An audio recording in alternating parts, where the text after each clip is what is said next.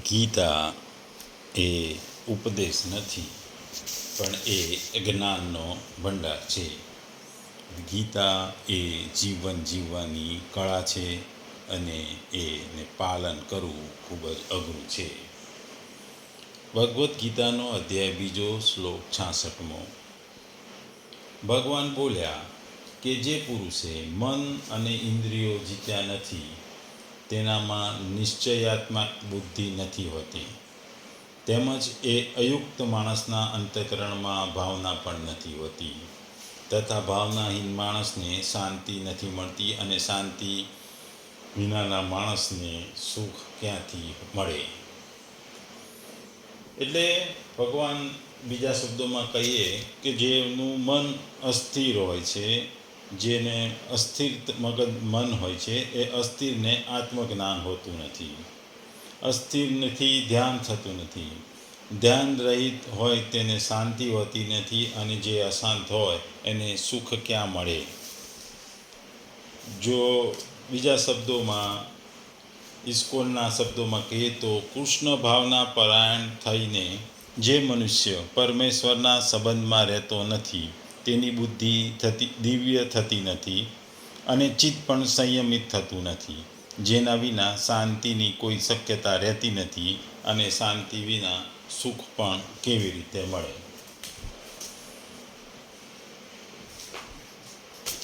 અહીં કર્મયોગનો વિષય કયો છે. કર્મયોગમાં મન અને ઇન્દ્રિયોનો સંયમ કરવો એ મુખ્ય હોય છે. વિવેકપૂર્વક સંયમ કર્યા વિના કામના નષ્ટ થતી નથી, અને કામના જો નષ્ટ ન થાય તો બુદ્ધિમાં સ્થિરતા આવતી નથી.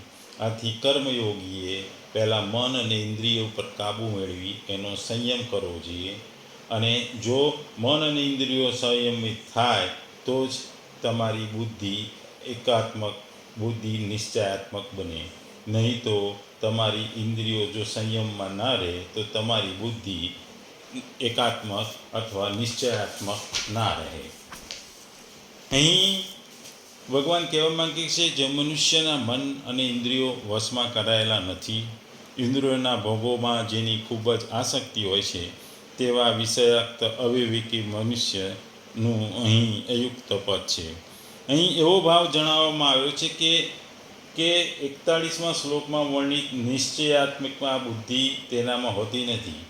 વિવિધ પ્રકારના ભોગોની આસક્તિ અને કામનાને કારણે તેનું મન વિકસિત થઈ જાય છે. ચંચળ મન હોય છે, એ દ્વિધામાં પડી જાય છે, અને એ કારણે તે પોતાના કર્તવ્ય કરવામાં નિશ્ચિત નથી થતો, અને એ પોતાની બુદ્ધિને સ્થિર કરી શકતો નથી.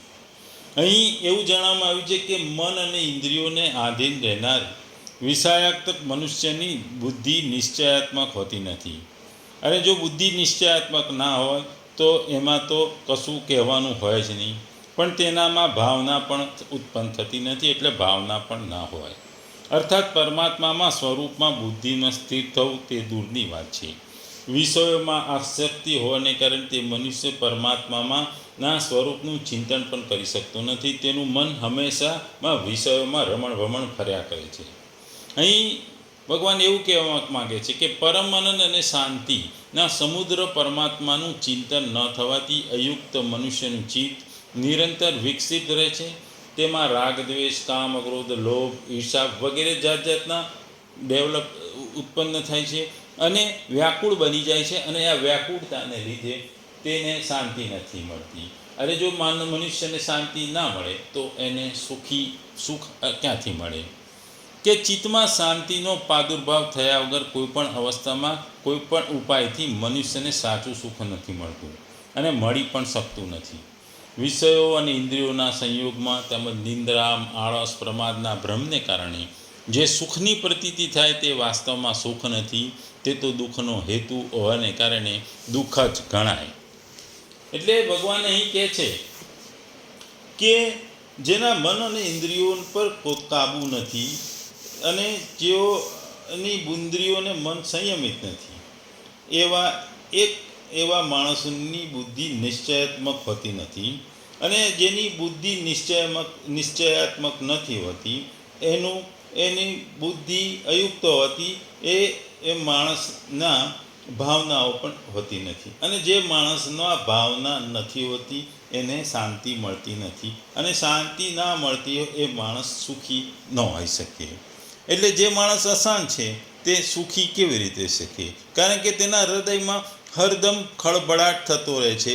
બહારથી તેને ગમે તેટલા અનુકૂળ ભોગો વગેરે મળી જાય, પણ હૃદયનો ખળભળાટ દૂર થઈ શકતો નથી, અર્થાત તે સુખી થઈ શકતો નથી. એટલે ભગવાન અહીં કહેવા માગે છે કે તમારે તમારી બુદ્ધિને નિશ્ચયાત્મક બનાવવી પડે.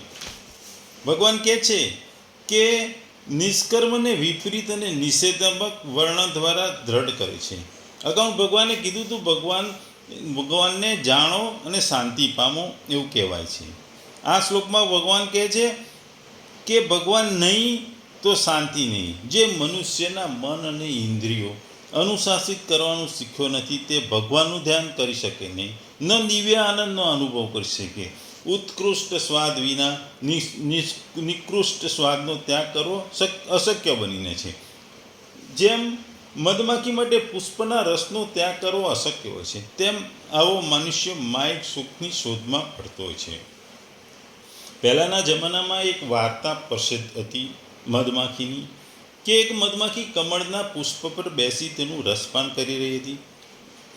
જેમ જેમ સૂર્યાસ્ત થતો ગયો તેમ પુષ્પની પાંદડીઓ ધીરે ધીરે બંધ થવા લાગી, પરંતુ માખીને ઇન્દ્રિય વિષયનો ભોગ કરવાની એટલી આસક્ત હતી તે ત્યાંથી ઉડવા તૈયાર નથી. એ પુષ્પ પર બેસીને રસપાન કરતી હતી, એટલે એને રસપાનમાં જ હતી. હજી તેણે વિચાર્યું કે હજુ પુષ્પને બંધ થવાનો સમય લાગશે, જો મારાથી નહીં શકે તો મને અધિક રસ ચૂસી લેવા મળશે. આ પ્રમાણે આપણે પણ મૃત્યુના સંકેત તરીકે વૃદ્ધાવસ્થાને આવતા જોઈએ છે, પરંતુ આ માખીની જેમ સાંસારિક સુખોમાં ભોગવિલાસમાં મસ્ત રહીએ છીએ. આપણે વૃદ્ધાવસ્થા એ આવવાની છે, છતાંય આપણે દરેક સુખો ભોગવવા ઈચ્છતા હોઈએ છીએ, ને આપણું મૃત્યુ પણ નિશ્ચિત હોય છે, છતાં આપણે સુખો પ્રત્યે અને ભૌતિક સુખો પ્રત્યે ખૂબ જ આપણને આસક્તિ હોય છે. અને આ વાર્તામાં આગળ જેમ અંધારું થતું ગયું તેમ કમળનું પુષ્પ બંધ થઈ ગયું, માખી તેમાં ફસાઈ ગઈ. તેણે વિચાર્યું કંઈ વાંધો નહીં, આજે નહીં તો આજની રાત માટે જ મારે પુષ્પમાં રહેવાનું છે. આવતીકાલ સવાર પડશે, પુષ્પની પાંદડીઓ ખુલી જશે, હું ઉડી જઈશ.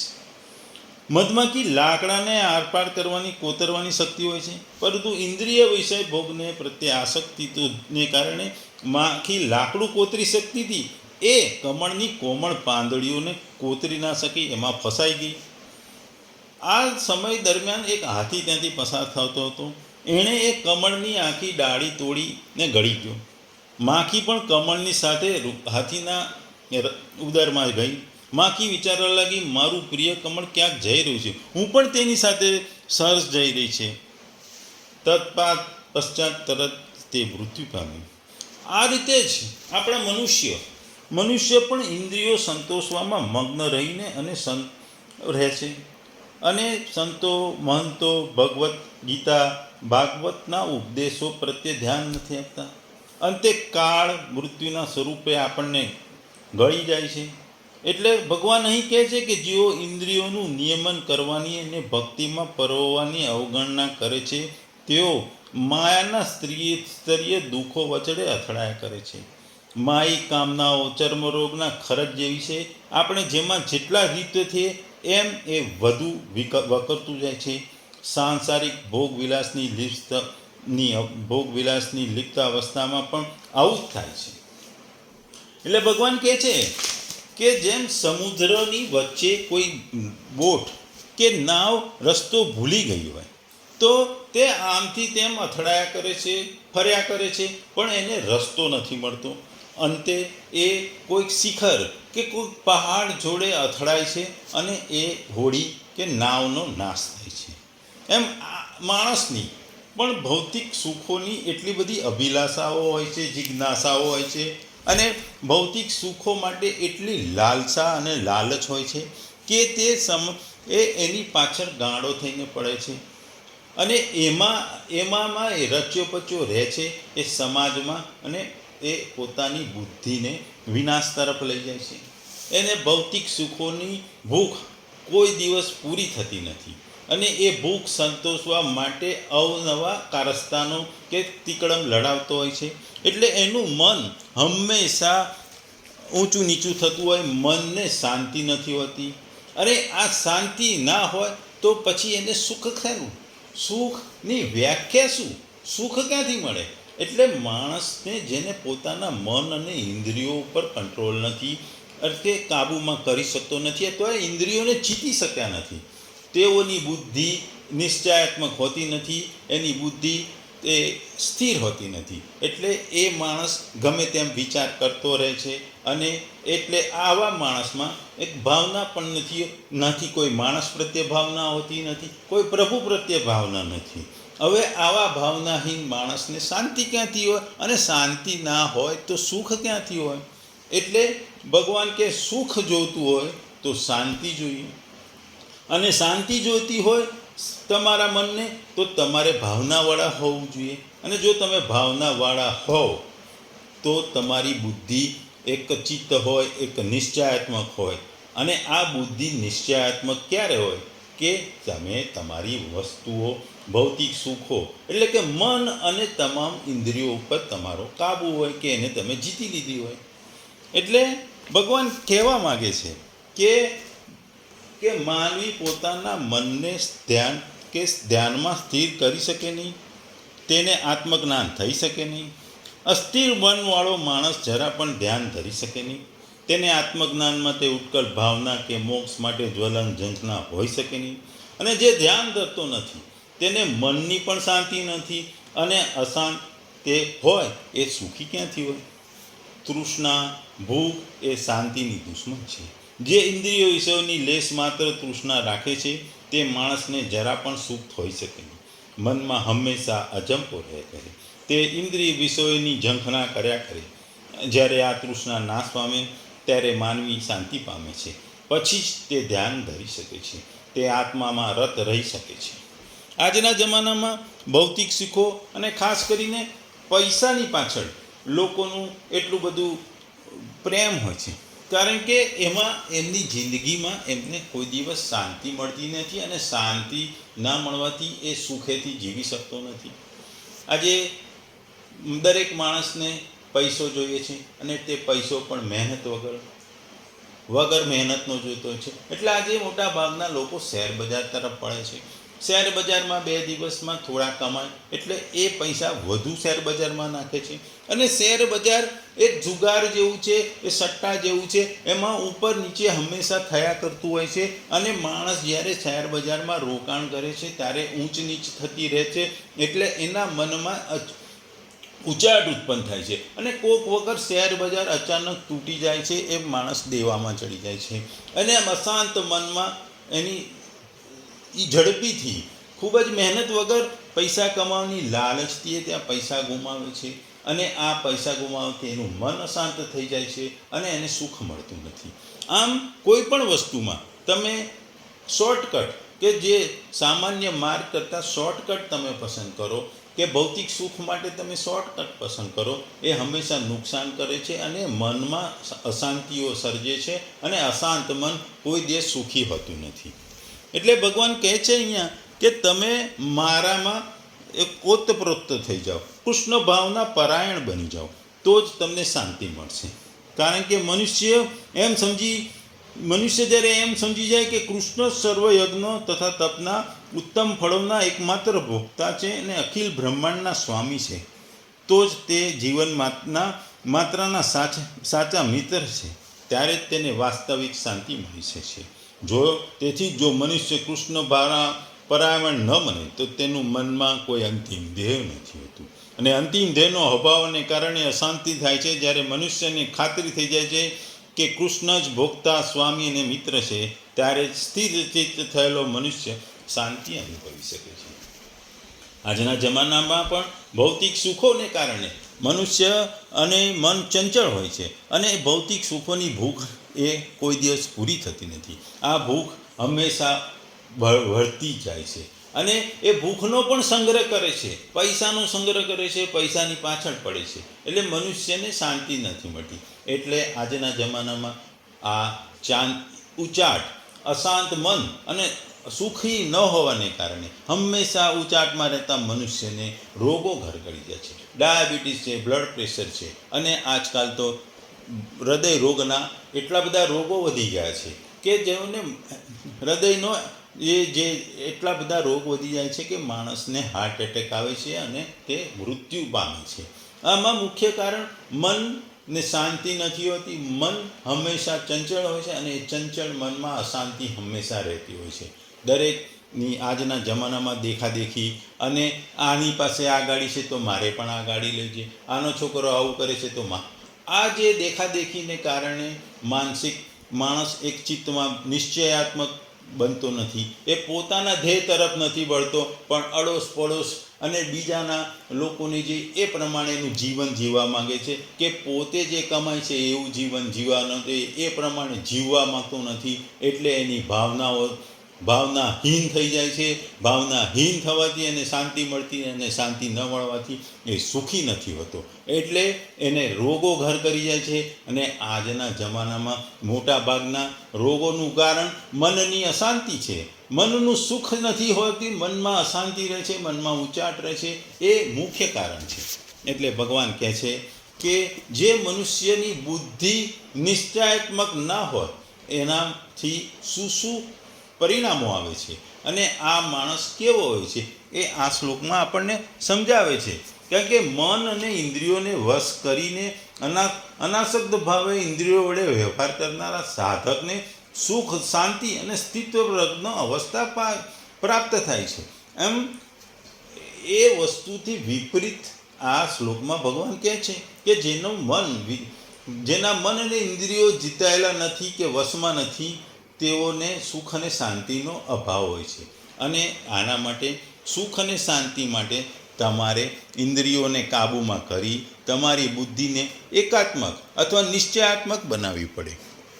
આજે કોઈ વિદ્યાર્થીને ભણીને સારા ડૉક્ટર કે વકીલ બનવું હોય તો તેને કે એન્જિનિયર બનવું હોય તો એણે મગજને એક જ દિશામાં એ બાજુ એને ધ્યાન આપવું પડે અને એમાં જ રચ્યા પચુર્યું હોય. પણ એ એમ વિચારે કે હું ડૉક્ટરનું પણ ભણું, હું એન્જિનિયરનું પણ ભણું, હું ચાર્ટર્ડ એકાઉન્ટન્ટનું ભણું, તો એ કોઈ પણ વસ્તુમાં સક્સેસ ના બની શકે. એવી જ રીતે ખેલાડીઓમાં જો એક જ ખેલ પ્રત્યે ધ્યાન આપે તો એમાં એ પારંગત બને, નિષ્ણાત બને અને પાવરદો બને અને એને એમાં શાંતિ મળે, સુખ મળે. જો એ એમ ધારે કે હું ક્રિકેટરે બનું, હું વોલીબોલ પ્લેયર બનું, હું કુસ્તીબાજ બનું, તો એ કોઈ પણ રમતમાં આગળ વધી ના શકે. એટલે એને કોઈ દિવસ ચિત્ત એનું શાંત ના થાય. શાંતિ ના મળે એટલે એને સુખ ના મળે. એટલે મૂળ કારણ એ છે કે તમારે સુખ જોઈએ, અને સુખ વિના તમારી જિંદગી અધૂરી છે. સુખ ક્યારે મળે કે તમે ભગવાનમાં ભક્તિમાં સ્થિર થઈ જાઓ, તમારા કામમાં સ્થિર થઈ જાઓ, તમારા ધ્યેયમાં તમે સ્થિર રહો, તો જ તમે શાંતિ મળે, અને શાંતિ મળે તો જ તમને સુખ મળે. તમારું ધ્યેય છે, તમારું ચિત્તને એકાગ્ર કરવું પડે, અને તમારે નહીં તો ભગવાનમાં ભાવનામાં, ભગવાનની ભક્તિમાં અને ભગવાનની ભાવનામાં એકદમ ઓતપ્રોત થઈ જવું પડે, તો જ તમે સુખ પામી શકો. એટલે ભગવાનનું કહેવાનું અહીં તાત્પર્ય એ છે કે જ્યાં સુધી તમને સુખ ના મળે, સુખ જોતું હોય તો શાંતિ વિના મળે નહીં, અને શાંતિ તમારી ભાવનાઓ વગર મળે નહીં. અને ભાવનાઓ માટે તમારે તમારી બુદ્ધિને નિશ્ચયાત્મક કરવી પડે, અને આ નિશ્ચયાત્મક બુદ્ધિ તમારે ત્યારે જ થાય છે તમારે તમારી ઇન્દ્રિયો અને મન ઉપર કાબૂ હોય તો જ તમને થાય.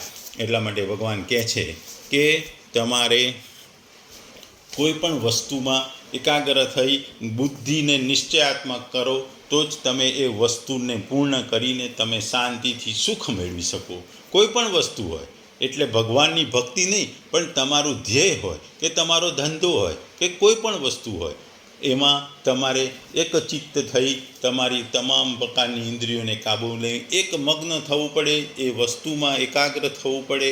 અને તમે જો એકાગ્ર થાવ તો જ તમે કરી શકો. આજે વિદ્યાર્થીને વાંચવું હોય તો એમાં એકાગ્ર થઈને વાંચવું પડે, પણ જોડે મોબાઈલ લઈને સોશિયલ મીડિયા અને એ બધું જોયા કરે તો એનું ભણવામાં ચિત્ત ન બેસે, એ સારી રીતે ભણી ન શકે, સારું જ્ઞાન ન મેળવી શકે અને અંતે એ પરીક્ષામાં નાપાસ થાય. એટલા માટે એણે જે ભૌતિક સુખોથી દૂર થવું પડે અને એક મનથી અને એક ચિત્તે એને વાંચવામાં ધ્યાન રાખવું પડે. ટૂંકમાં સુખ એ જીવનનું અંતિમ ધ્યેય છે અને એના માટે શાંતિ હોય તો જ સુખ મળે અને શાંતિ માટે તમારા ઇન્દ્રિયો અને મન ઉપર કાબૂ કરવો પડે.